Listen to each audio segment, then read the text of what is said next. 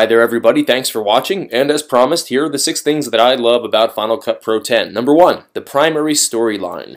This unique feature among NLEs offers a dedicated space for the main story elements of your video or film. It's meant to hold the main action and keep it in sync while you apply B-roll shots and other video and audio elements anywhere you want on the timeline. No more tracks, but whatever's on the top of the timeline gets seen in the viewer. Number 2, the magnetic timeline. While frustrating at first, the magnetic timeline ensures whatever B-roll and connected assets you marry to your main action in the primary storyline stays with it, regardless if the main action gets moved around. This is especially helpful when arranging the order of your story or moving scenes around the timeline.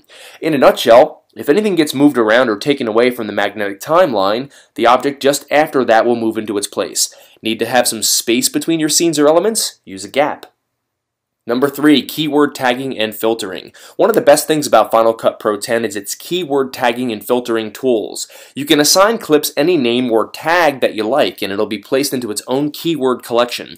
To search for clips by the keywords you give it, use the keyword filter to access those clips by themselves or to find the shot you're looking for.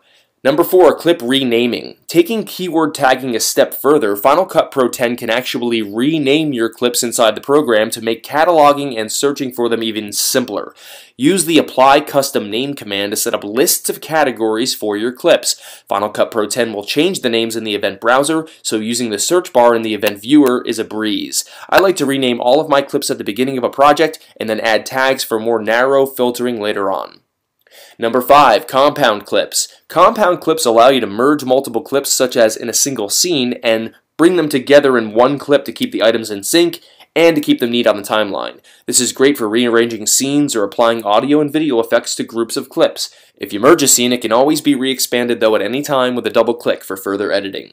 Number 6, background rendering. Final Cut Pro 10 does all of its rendering of effects and transcoding of media in the background. This means you can immediately start working with non-optimized media as soon as you import it into the program. It'll also render any effects you apply as you step out for lunch. That's about it. If you're new to video editing, learning Final Cut Pro 10 can be a great way to get started, since it's my belief that Final Cut Pro 10 holds the future of video editing in its sights. If you're an old schooler like me though, invest the time to learn the program and see how much faster you can be with a little bit of restructuring in your workflow. For Shutter Mag, I'm Rob Adams.